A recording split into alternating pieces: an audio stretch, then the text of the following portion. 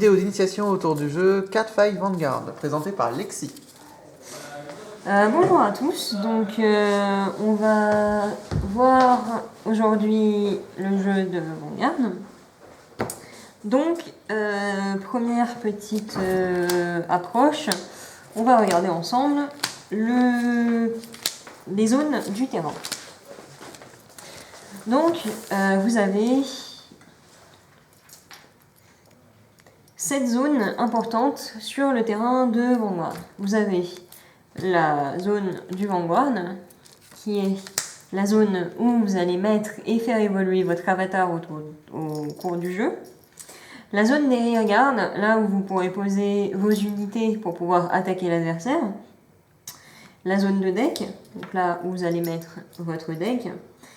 Et la zone de drop zone, ou la zone où vous allez mettre vos cartes qui vont de 1 mourir quand elles seront sur le terrain, ou les cartes de votre deck qui auront besoin de partir dans la drop zone.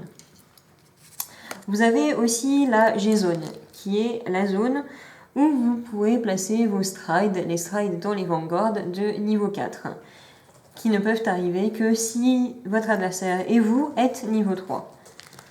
De plus, vous avez aussi la damage zone, qui est donc la zone où vous prendrez vos dégâts, sachant que au bout de 6 dégâts, vous êtes mort et la partie est terminée.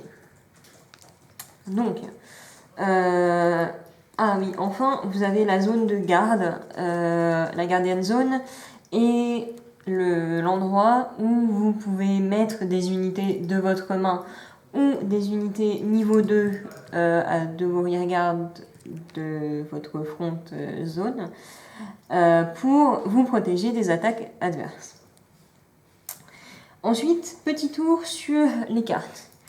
Dans les trial decks, vous avez votre Vanguard de base qui est niveau 0 et qui a bien souvent plusieurs effets, dont un effet de Forerunner qui lui permet, quand elle est raidée, donc quand une unité de niveau supérieur vient sur cette carte, de pouvoir la mettre dans un cercle de rearguard, n'importe lequel en fait. Donc voici donc votre Vanguard de niveau 0. Avec vos niveaux 0 aussi, vous auriez tous vos triggers.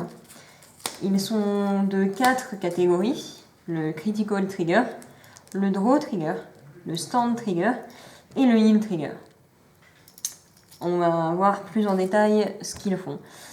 Le Critical Trigger, donc, qui est cette unité, qui a le symbole jaune ici, vous permet de rajouter un dégât en plus sur une unité et 5000 de puissance sur une unité n'importe laquelle.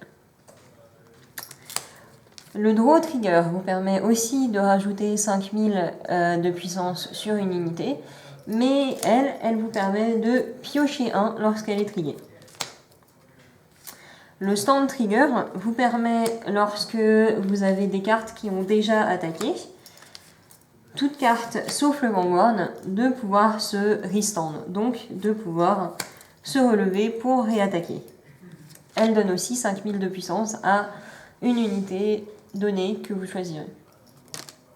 Enfin, le Heal Trigger donne aussi 5000 de puissance à une unité, mais elle vous permet, lorsque vous avez tout autant ou plus de dégâts que l'adversaire, de pouvoir vous heal, donc de pouvoir vous enlever un dégât, ce qui vous permet de vivre plus longtemps.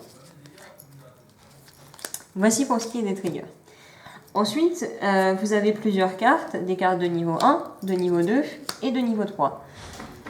Vous ne pouvez pas jouer de cartes niveau 1 tant que votre Vanguard n'est pas niveau 1, vous ne pouvez pas jouer de cartes niveau 2 tant qu'il n'est pas niveau 2, et ni de cartes niveau 3 tant qu'il n'est pas niveau 3.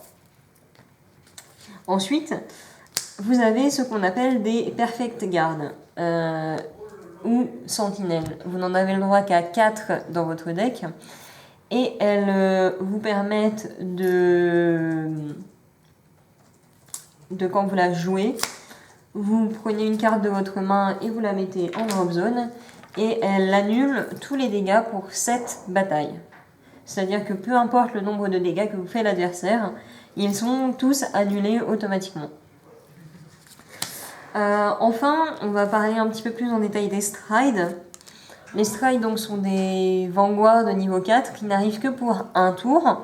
Il faut que vous défaussiez une carte niveau 3 de votre main pour pouvoir les jouer, et ils prennent le nom de votre vanguard qui est en dessous. Et la puissance en plus des 15 000 qui sont indiqués là. Donc par exemple, si j'ai cette carte et que je décide de stride, mon stride s'appellera donc Ranunculus Flower Maiden Alpha, et elle aura 26 000 de puissance de base. Donc nous avons à peu près tout vu. À savoir qu'après la fin de ce tour, le stride repart en Generation Zone et il est face-up. Donc, avec cette nouvelle extension, vous avez aussi un skill qui est plutôt sympathique, qui empêche, entre guillemets, de ne pas pouvoir hide un niveau au-dessus de celui de votre vanguard. Il vous stipule que vous devez montrer votre main à votre adversaire quand vous ne pouvez pas hide une unité. Si vous n'avez pas justement le level dont vous avez besoin, vous regardez les 5 cartes du dessus de votre deck.